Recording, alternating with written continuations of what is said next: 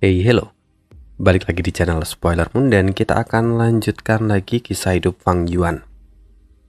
Di part sebelumnya diceritakan tentang siasat Fang Yuan untuk mengendalikan Tai Bai Yun Seng.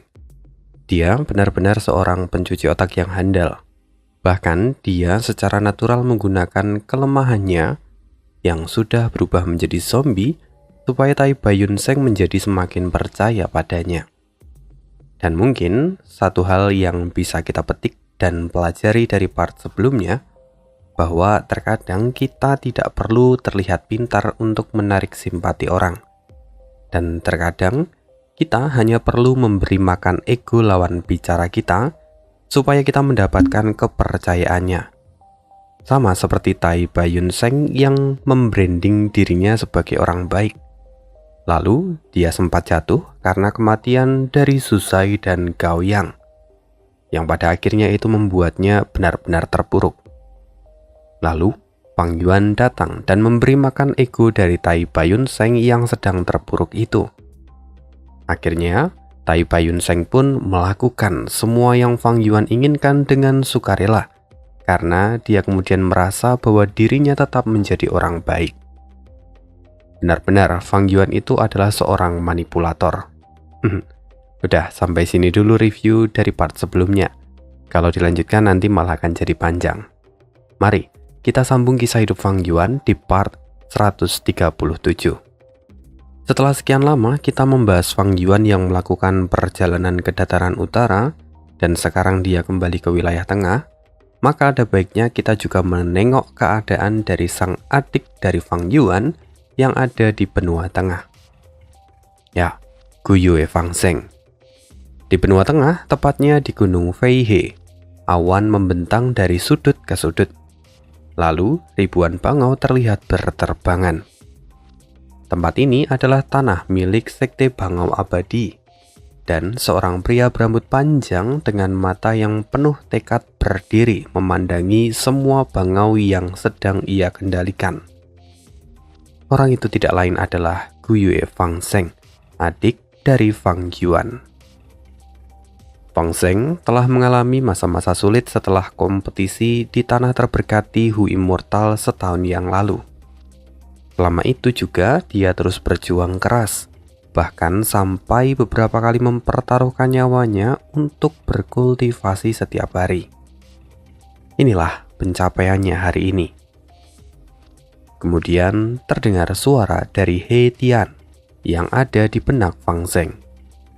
Bagus, perintahmu pada burung bangau paruh besi sudah mencapai tahapan master. Sekarang kau bisa memanipulasi pergerakan mereka dengan mudah.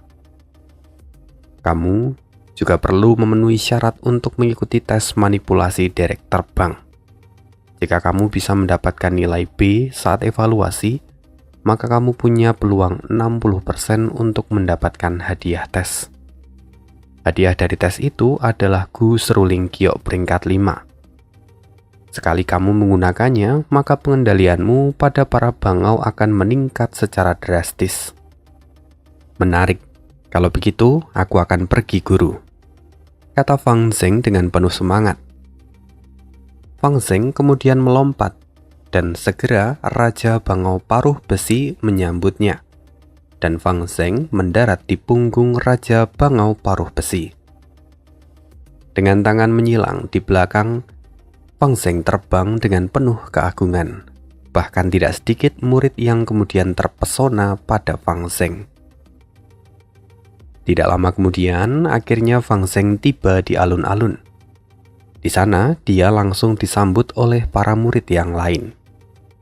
Kini banyak murid yang melihatnya dan mulai membicarakan prestasi dari Fang Zeng.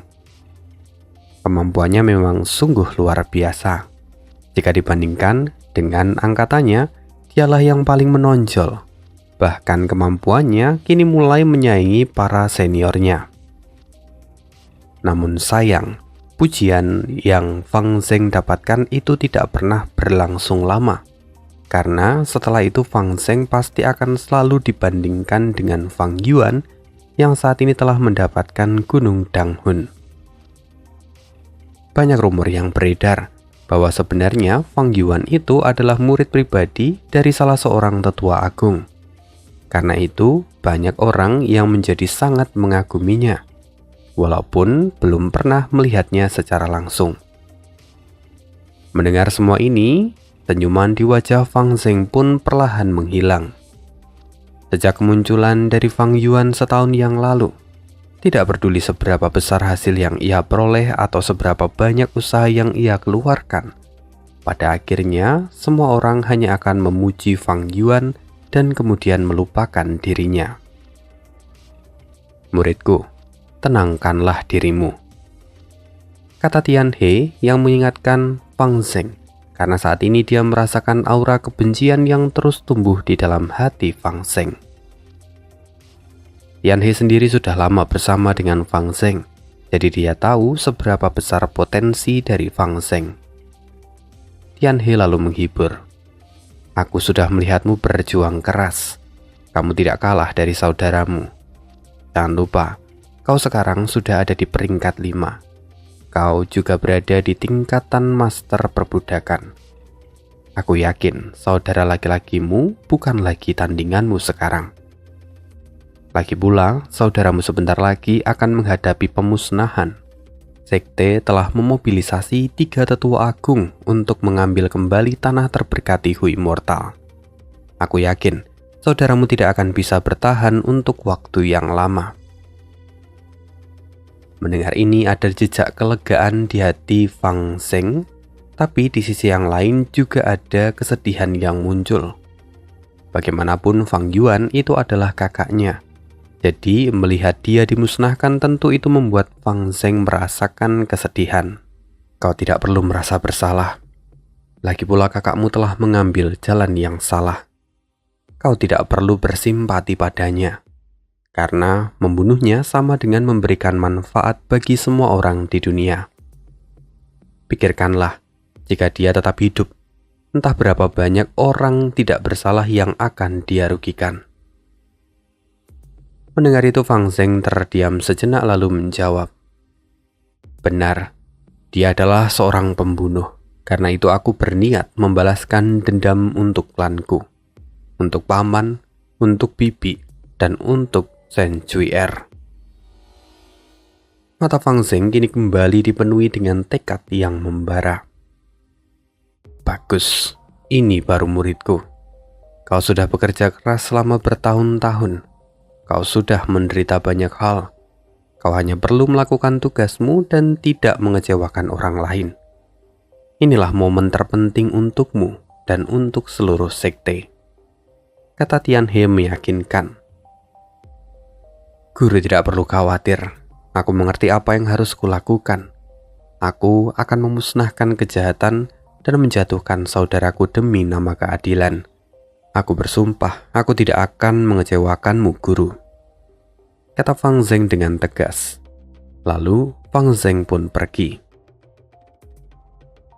Sementara itu di Gunung Danghun, di dalam gua terdalam tempat tinggal dari Guru Kebijaksanaan, kini Fang Yuan kembali bermandikan cahaya kebijaksanaan.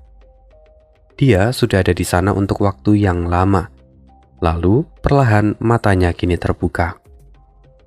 Jiwa dari Fang Yuan sudah mulai kelelahan dan dia harus mundur serta memulihkan diri untuk sementara waktu. Fang Yuan tampak menghela nafas. Sulit menebak rencana dari Sekte Bangau Abadi. Aku sungguh kekurangan petunjuk. Fang Yuan sudah berkali-kali masuk ke dalam cahaya kebijaksanaan selama beberapa hari terakhir. Dia berniat menguraikan rencana dari Sekte Bangau Abadi. Namun, kebijaksanaan bukanlah kehendak surga dan bumi. Keduanya memang berbeda. Kalau kehendak surga dan bumi itu bisa dicapai saat seorang masterku melangkah ke ranah immortal. Di sana dia bisa menanyakan segala hal kepada kehendak surga dan bumi. Lalu, masterku itu bisa mendapatkan jawabannya secara tepat dan akurat. Ya, sudah seperti penerawangan. Namun, cahaya kebijaksanaan itu memiliki cara kerja yang berbeda. Seperti yang pernah disebutkan sebelumnya, bahwa cahaya kebijaksanaan itu berfungsi untuk mempercepat pikiran dari orang yang ada di dekatnya. Artinya, selama ada petunjuk yang dimiliki, maka penggunanya bisa menyusun berbagai kemungkinan dan mengambil keputusan yang paling logis. Selama di dalam cahaya kebijaksanaan, orang dapat melakukan simulasi di dalam pikirannya dan kemudian mendapatkan sebuah jawaban. Sedangkan kalau kehendak surga dan bumi, ketika seorang bertanya maka dia akan langsung mendapatkan jawaban. Meski outputnya sama-sama mendapatkan jawaban, namun prosesnya sangatlah berbeda. Inilah yang menjadi kendala. Maka, Fang Yuan kemudian tidak bisa menebak seluruh rencana dari Sekte Bangau Abadi, karena dia tidak memiliki cukup petunjuk. Kini, Fang Yuan mengalami kebuntuan. Sambil menunggu Fang Yuan berpikir, kita akan berpindah ke sisi yang lain, di mana saat ini beberapa orang sengaja berkumpul untuk mendiskusikan satu masalah penting. Kita akan pergi ke dataran utara, tepatnya di dalam tanah terberkati kolam giok. Tempat itu adalah tanah yang luas, dengan kolam-kolam giok dalam jumlah yang besar. Beberapa masterku immortal kini berjalan dan mengungkapkan kekagumannya. Kemudian seorang pria yang juga adalah masterku immortal pergi menyambut mereka. Orang ini adalah Dong Fang Yikong, utusan dari Dong Fang Changfan. Semoga kita masih ingat dengan Dong Fang Changfan. Dong Fang Changfan itu adalah salah seorang tetua agung dari keluarga Dong, yang merupakan keluarga super dan dulu juga pernah bersaing dengan keluarga He. Dong Fang Yikong kemudian memimpin para masterku immortal itu untuk pergi ke tengah area tanah terberkati itu.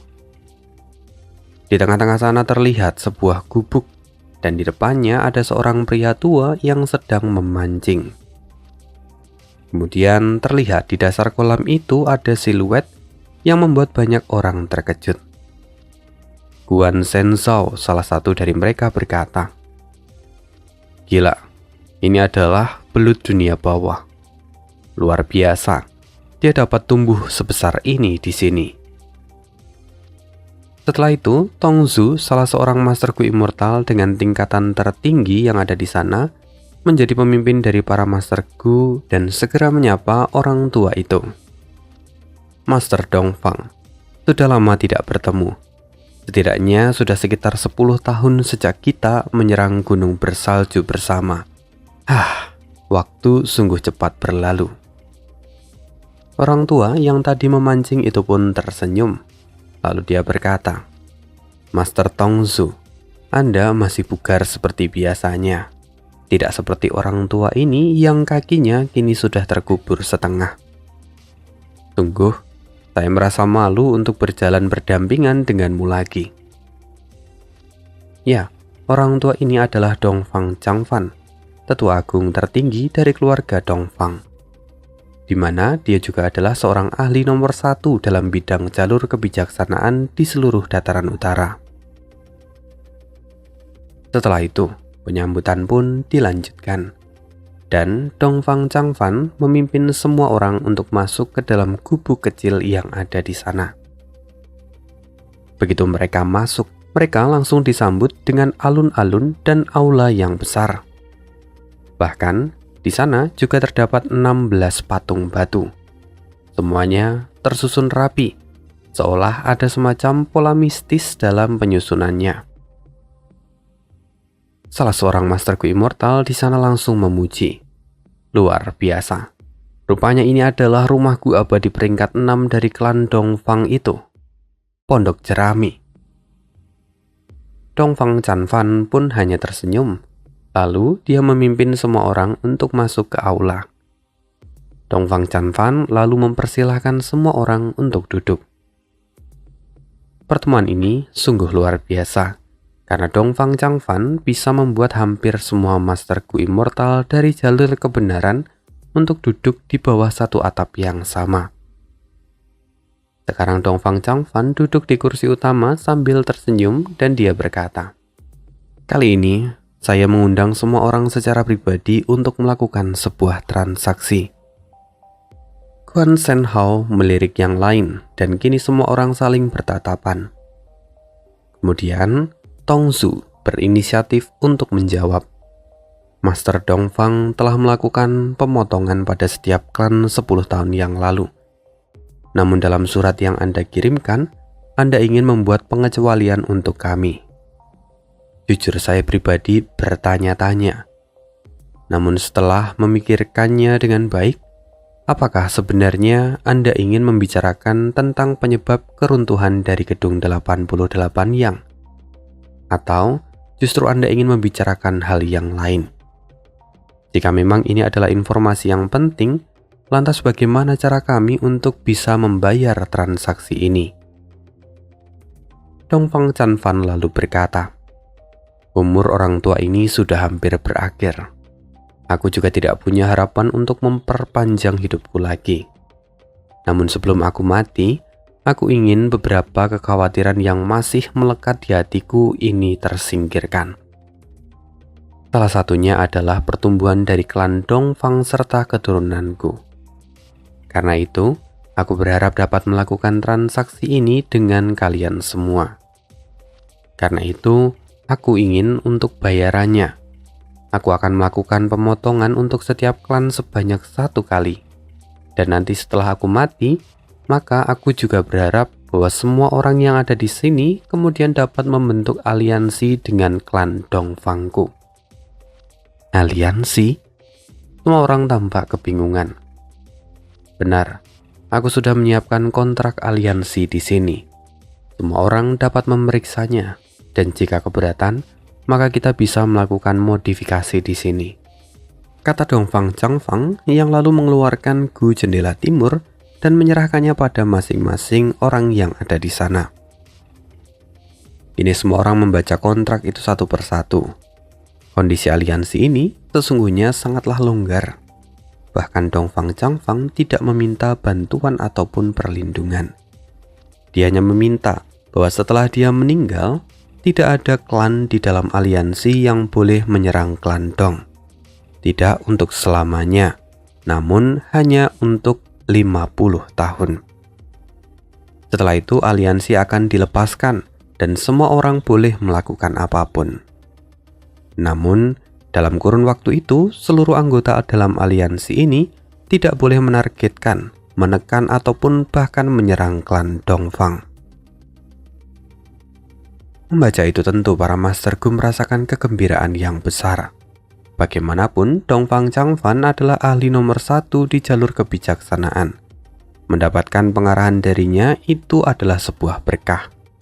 Terlebih, mereka tentunya bisa mendapatkan informasi tentang penyebab kehancuran dari gedung 88 Yang. Belum lagi dengan bantuan penerawangan dari Dongfang Changfan, mereka juga dapat menemukan gu yang tersebar setelah kehancuran tanah terberkati Istana Kekaisaran. Ini adalah sebuah anugerah yang luar biasa. Ini sungguh adalah kesempatan yang bagus. Maka kami dari klan Chan Yu akan menerima persyaratan Anda, kata Tongzu yang bicara lebih dulu. Kemudian para Master Gu yang lain pun segera menerimanya dan sama seperti Tongzu. Akhirnya kesepakatan pun terjalin. Lalu Dongfang Changfan meminta perilisan untuk melakukan persiapan dan kemudian membuat kontrak. Ya, ini adalah kontrak yang kuat, dan siapapun yang melanggar akan mendapatkan hukuman surga dan bumi. Semuanya berjalan lancar, dan semua orang di sana sudah bersumpah. Sekarang, setelah selesai, Dongfang Changfan segera menjelaskan semua penerawangan yang sudah ia lakukan. Setelah itu kita akan kembali berpindah ke sisi yang lain. Masih sama di dalam gua bawah tanah. Ini Fang Yuan masih bermandikan cahaya kebijaksanaan. Seperti biasa, setelah jiwanya mulai terasa lelah, Fang Yuan pun akhirnya keluar dari dalam cahaya itu. Namun kali ini, wajahnya tampak sedikit masam. Rupanya, Sebelum ini, Fang Yuan tengah memikirkan Spring Autumn Cicanda yang saat ini sedang tertidur. Berdasarkan perkiraannya, Spring Autumn Cicanda mungkin sekarang sedang tidak bergerak. Namun dalam 2 bulan lagi, semuanya bisa saja berubah. Dan sekarang, Fang Yuan saat ini sedang menyusun rencana untuk mengekang Spring Autumn Cicanda. Karena itu, dia membutuhkan sebuah rumah gu, yang mana itu terdiri dari sekitar 6.000 gu. Lalu, hampir setengahnya itu adalah gu peringkat 5. Ada juga 2.000 gu langka, serta 800 gu kuno. Sayangnya dari kesemua bahan itu, gu kuno kini sudah ada di ambang kepunahan. Meski jumlahnya jauh lebih sedikit dibandingkan dengan gu peringkat 5, tapi mendapatkan gu kuno itu sangatlah sulit. Belum lagi, dia masih membutuhkan 30 esensi abadi anggur hijau untuk mengaktifkan susunan ini. Sedangkan saat ini, Fang Yuan sendiri hanya memiliki 18 esensi abadi. Sungguh, dia saat ini benar-benar menjadi sangat miskin. Meskipun sebenarnya, meski Spring Autumn Cicanda itu pada akhirnya terbebas dan meledakkan apertur pertama Fang Yuan tidak akan mati karena itu. Lagi pula sekarang memang Fang Yuan sudah mati. Namun, jika sampai itu terjadi, maka itu akan menjadi kerugian besar bagi Fang Yuan.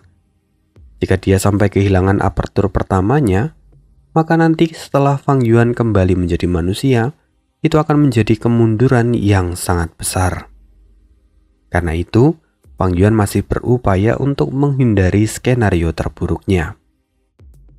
Sekarang, Fang Yuan akhirnya kembali ke istana Dang Hun. Dia lalu kembali memanggil Tai Baiyun Seng. Sesampainya Tai Baiyun Seng di sana, dia tampak murung dan dia berkata, "Aku sudah memantau toko kuning selama beberapa hari tanpa istirahat. Tapi aku tidak melihat tanda-tanda kemunculan dari roh tanah Langya." Mendengar itu, Fang Yuan pun merasa sangat kecewa. Namun, jika dia mengingat lagi, Langya mungkin sekarang sedang menghadapi beberapa masalah. Karena di kehidupan Fang Yuan sebelumnya, Langya sendiri menderita total 7 gelombang serangan. Sebelumnya saat dia ada di dataran utara, tanah Langya menderita serangan kedua, di mana para Master Gu Immortal yang menyerang, semuanya pada akhirnya dijadikan pelayan olehnya. Karena itu, sekarang seharusnya masih ada 5 penyerangan lagi. Meski Fang Yuan tidak tahu kapan persisnya penyerangan itu akan terjadi. Ya, karena memang sebatas inilah ingatan Fang Yuan di masa lalu. Namun jika memang benar bahwa roh tanah Langya saat ini sedang menghadapi penyerangan ketiga, maka itu masuk akal kalau dia tidak lagi muncul di toko kuning. Dia mungkin sedang sibuk membereskan semua itu. Memikirkan semua itu, Fang Yuan pun menghela nafas panjang. Lalu, dia kemudian menyerahkan sebuah surat pada Tai Baiyun Seng. Surat itu adalah surat yang dikirimkan oleh Sekte Bangau Abadi. Setelah membaca tulisan itu, alis Tai Baiyun Seng kini mengerut. Ini adalah surat kedua dari Sekte Bangau Abadi, dan surat kali ini nadanya jauh lebih mengancam daripada yang sebelumnya. Orang-orang ini sungguh tergila-gila pada Gunung Dang Hun. Jika itu setidaknya aku akan menjagamu dulu, lalu melakukan serangan tersembunyi. Tapi mereka bahkan memberikan peringatan bahwa mereka tidak takut kalau kita mengambil tindakan pencegahan, kata Tai Baiyun Seng. Namun Fang Yuan menjawab, sepertinya semua itu tentang kebanggaan mereka sebagai salah satu dari 10 sekte kuno di benua tengah. Pondasi mereka itu sangat dalam, dan mereka sudah berdiri selama ratusan ribu tahun. Selain itu, mereka mencoba menekanku untuk melihat tindakan apa yang kuambil. Memang benar bahwa mereka itu jauh lebih kuat daripada kekuatan super di dataran utara. Tapi, apa yang mereka lakukan ini menunjukkan bahwa mereka sangat arogan. mereka sungguh menganggap kita ini lemah. Meskipun memang sulit untuk mempertahankan tanah terberkati ini. Jujur, Tai Bayun-seng sendiri sempat terpikirkan untuk mengajak Fang Yuan mundur dan meninggalkan tempat ini. Fang Yuan sendiri sangat peka dan dia tahu apa yang dipikirkan oleh Tai Bayun-seng. Namun Fang Yuan tidak menegur Tai Bayun-seng karena dia sendiri adalah orang yang sangat rasional. Jika memang dia tidak bisa lagi mempertahankan tanah terberkati ini, maka jelas dia akan meninggalkannya. Namun, selama masih ada harapan dan manfaat yang bisa ia peroleh, maka Fang Yuan tidak akan menyerah begitu saja. Fang Yuan lalu menghibur Tai Bayun-seng. Sekte Bangau Abadi adalah salah satu dari 10 sekte kuno di benua tengah. Kekuatan mereka luar biasa, namun mereka juga memiliki beberapa kekhawatiran. Mereka sama seperti kita. Mereka juga punya masalah. Karena itu mereka tidak akan berani bertindak berlebihan. Tapi, jika mereka menganggap remeh kita, maka itu adalah kesempatan untuk melawan balik. Karena junior ingin bertarung dengan mereka, maka aku pun akan ikut mempertaruhkan nyawaku dan menemanimu. Jangan khawatir, tidak peduli seberapa berbahayanya situasi yang terjadi nanti, aku akan mendukungmu sampai akhir. Kata Tai Bayun-seng dengan penuh percaya diri. Mendengar itu, Fang Yuan pun mengangguk. Aku tahu bahwa senior pasti akan melakukannya. Karena itu, aku tidak khawatir untuk saat ini. Lagi pula aku yakin kita bisa menahan serangan gelombang pertama mereka. Namun, kita tidak boleh lupa bahwa mereka ini adalah sekte besar, yang mana mereka bisa langsung mengirimkan gelombang berikutnya dengan kekuatan yang lebih besar. Itulah yang harus kita waspadai. Maka, aku sengaja menghubungi sekte kuno lainnya dan mencoba untuk memanfaatkan mereka. Tai Bayun-seng mengangguk. Ya setuju, dia mengerti pemikiran dari Fang Yuan sekarang. Namun, dia memiliki sebuah kekhawatiran terhadap kalimat terakhir dari Fang Yuan. Junior, kamu sudah mengirimkan surat ke sekte Afinitas Roh, tapi mengapa sampai saat ini mereka belum membalas? Apakah mungkin sekte Bangau Abadi menghentikan surat itu? Haruskah kita mengirimkan beberapa surat lagi yang baru? Mendengar itu, Fang Yuan menggelengkan kepalanya. Lagi pula surat yang ia kirimkan itu adalah surat dari Feng Jiuge, ayah dari Feng Jinhuang. Sebelumnya, Feng Jiuge mengirimkan surat tantangan pada Fang Yuan. Lalu dia dengan sengaja meninggalkan surat itu pada Fang Yuan, supaya Fang Yuan bisa menggunakannya untuk memberikan balasan. Jadi, surat itu seharusnya sampai ke Feng Jiuge. Namun entah mengapa, sampai saat ini belum ada jawaban. Fang Yuan sendiri tampak memikirkan kemungkinan yang lain. Lalu, untuk saat ini, Fang Yuan kemudian menerima saran dari Tai Bayun-seng dan dia berkata, untuk saat ini kita akan menunggu. Tapi setelah 7 hari, jika memang tidak ada jawaban, maka kita akan mengirimkan surat yang lain. Setelah itu waktu pun berlalu. Musuh berlomba-lomba untuk datang menyerang Fang Yuan. Namun sayang sekali, kunci yang seharusnya menjadi bantuan untuk Fang Yuan sekarang masih belum muncul juga. Lagi-lagi, Fang Yuan kini diselimuti dengan ketidakjelasan. Sial, sepertinya keberuntunganku saat ini masih belum terlalu bagus, kata Fang Yuan sambil mengejek dirinya sendiri. Selama waktu ini, Fang Yuan juga mencoba mendekati Mo Yao untuk mendapatkan resep Gu Immortal. Namun sayang sekali, Mo Yao tidak mau memberikan pada Fang Yuan. Waktu terus berputar, dan di pagi berikutnya, tiba-tiba cahaya seperti meteor jatuh di dekat gunung Danghun. Fang Yuan tahu siapa itu, namun dia masih agak terkejut dan setelah itu dia menghampiri tempat jatuhnya cahaya itu. Orang yang ada di dalam cahaya itu tidak lain tidak bukan adalah He Lo Lan yang menggunakan gu perjalanan abadi.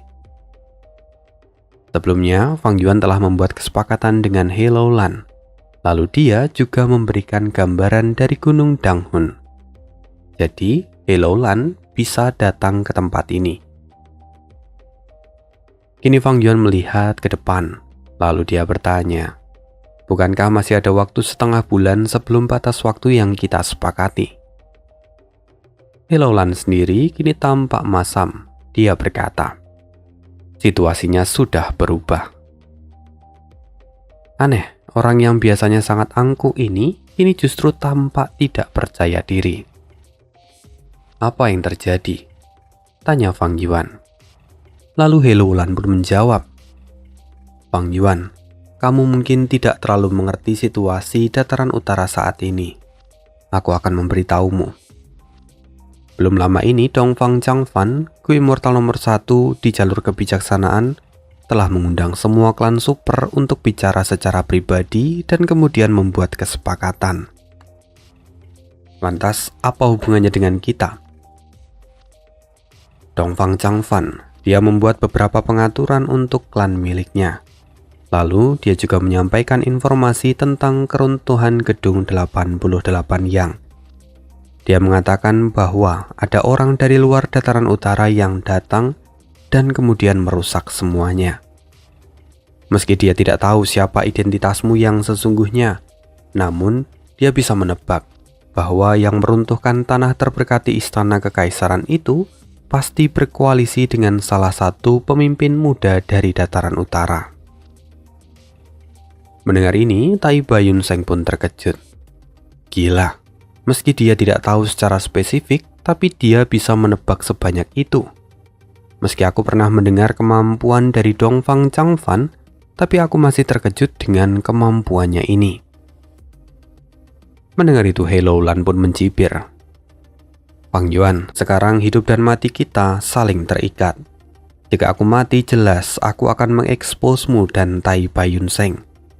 Lalu satu lagi, apa gu kebijaksanaan itu sekarang ada bersamamu?" "Tidak, bagaimana mungkin gu kebijaksanaan peringkat 9 itu ada padaku? Bagaimana aku membawanya? Aku tahu bahwa gu itu pasti hancur di dalam tabir angin asimilasi," kata Fang Yuan dengan tenang. Melihat ini, Tai Bayun Seng pun tidak bisa berhenti memuji Fang Yuan dalam hati. Aktingnya memang sungguh sangat meyakinkan. He Lo Lan pun tidak mudah menemukan jejak kebohongan pada kata-kata Fang Yuan.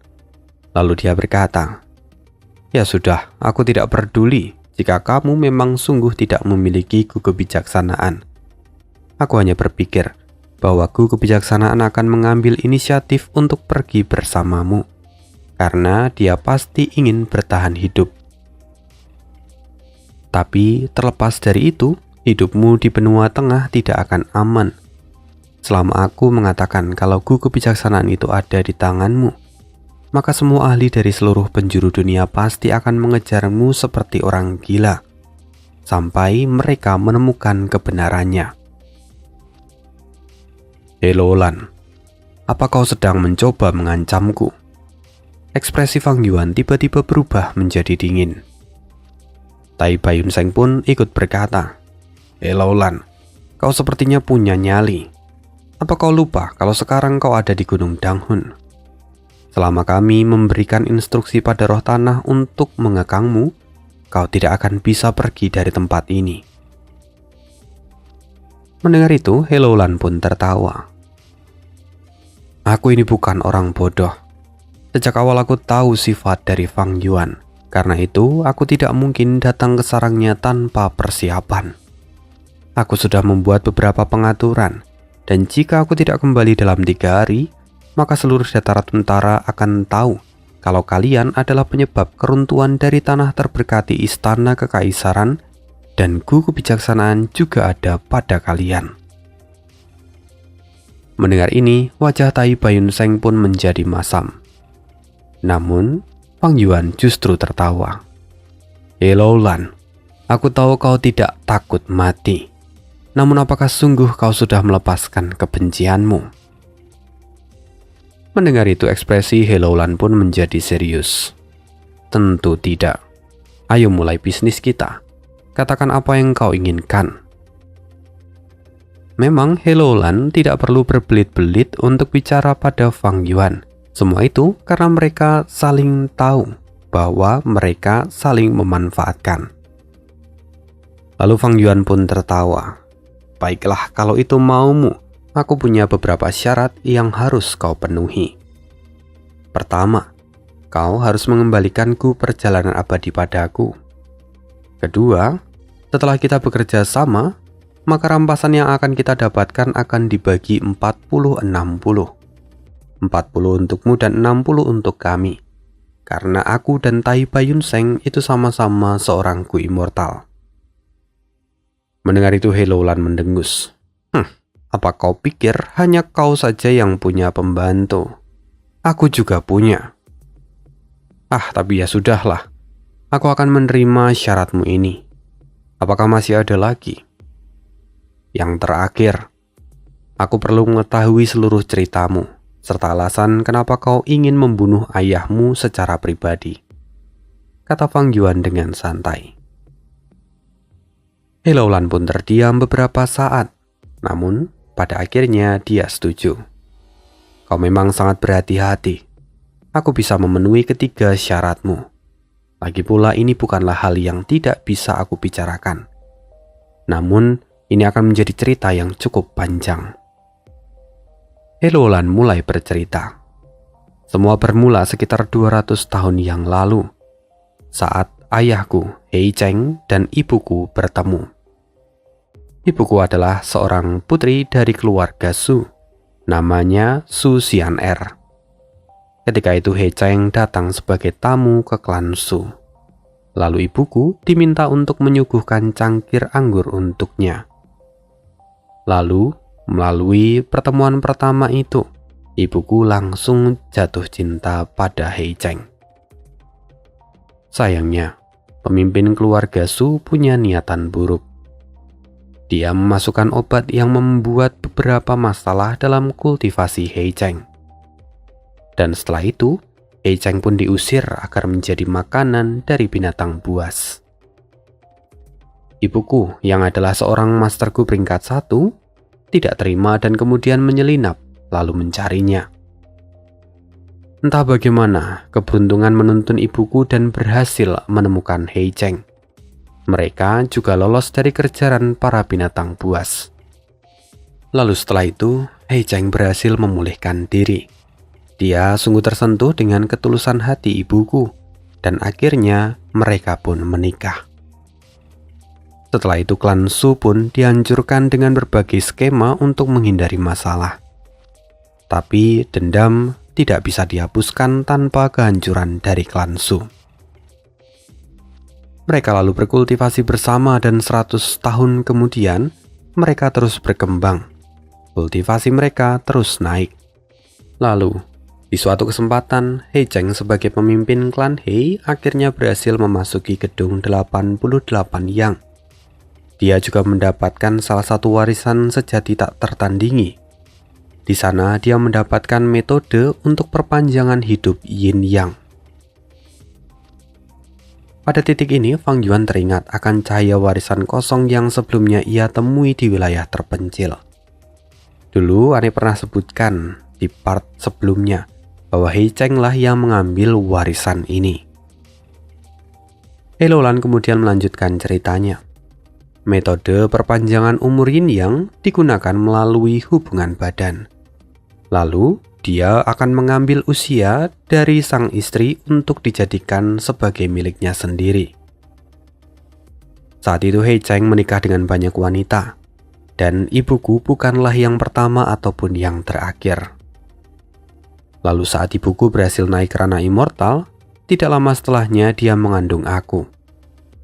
Setelah aku dilahirkan, Hei Cheng mengumumkan kalau kondisi ibuku semakin melemah dari hari ke hari. Sayangnya, sebelum dia mati, akhirnya ibuku menyadari semua siasat dari Hei Cheng. Dia menyadari umurnya diambil. Seluruh apertur immortal dan juga gu miliknya terus disedot oleh Hei Cheng. Hingga pada akhirnya, dia harus terbaring tak berdaya di kasur. Kemudian, sebelum dia meninggal, dia menyuruhku berhati-hati pada Hei Cheng. Karena target berikutnya itu adalah aku. Aku adalah pemilik fisik bela diri sejati. Saat aku mencapai ranah immortal, aku akan memiliki ketahanan yang kuat. Jika Hei Cheng menggunakan perpanjangan umur yin yang padaku, dia bisa mendapatkan banyak manfaat. Dia bisa mengambil lebih banyak umur, sedangkan aku akan kehilangan lebih sedikit umur. Atau bisa diumpamakan, aku kehilangan 1 tahun umurku, dan Hei Cheng bisa mendapatkan hingga 5 tahun perpanjangan umur. Karena itu aku ingin membunuhnya dengan tanganku sendiri. Aku ingin membalaskan dendam ibuku dan mengakhiri kebiadabannya. Kini tampak mata Hei Loulan memancarkan aura membunuh yang mengerikan. Mendengar ini Tai Baiyun Seng menggelengkan kepala. Aku tidak menyangka bahwa Tuan Hei Cheng adalah orang seperti itu. Sungguh mengecewakan. Bagaimanapun, Tai Baiyun Seng pernah berkomunikasi langsung dengan Hei Cheng. Dia sendiri sebenarnya menaruh hormat pada Hei Cheng. Lagi pula, Hei Cheng terkenal sebagai salah satu teladan ahli di jalan kebenaran. Namun rupa-rupanya, semua itu hanyalah topeng belaka. Mendengar respon dari Tai Baiyun Seng, Hei Loulan berkata dengan jijik, "Inilah yang disebut dengan jalan kebenaran. Mereka terlihat baik di permukaan, tapi menjijikkan di belakang layar. Sebaliknya, jalan iblis justru jauh lebih tulus. Mereka layaknya anak kecil, jahat dan nakal di permukaan, namun memiliki niat yang murni." Pada bagian ini, pemahaman antara jalan kebenaran dan jalan iblis itu sangat sesuai dengan apa yang ada pada komik Magic Emperor. Setelah Zhou Fan menemukan esensi dari jalan iblis itu sendiri, dia memahami hal yang serupa dengan yang disampaikan oleh Hei Loulan. Jalan iblis memang jahat, tapi justru itu adalah jalan yang murni tanpa kemunafikan dan kepura-puraan. Mendengar semua itu, Fang Yuan pun berkata, "Sekarang aku mengerti kenapa kau bahkan tidak mau menjawab panggilan ayahmu saat tabir angin asimilasi terbuka." Sekarang, Fang Yuan mengerti kondisi dari Hei Loulan, dan tentu saja mereka akan tetap bekerja sama ke depannya. Nah, sekian cerita dari Fang Yuan hari ini. Mari nantikan kerjasama Fang Yuan dan Hei Loulan di part-part berikutnya. Kita akhiri sampai di sini. Tapi, satu kata menarik dari Gu Diri yang nyempil di akhir bab 659. Katanya, "Sesulit apapun jalanmu, jangan pernah ragu selama kau berjalan di jalanmu sendiri. Kau harus mengandalkan kakimu sendiri. Jangan pernah takut kotor jika kau ingin bergerak maju." Semangat dulur, terima kasih untuk hari ini, see you again di next video, dan bye.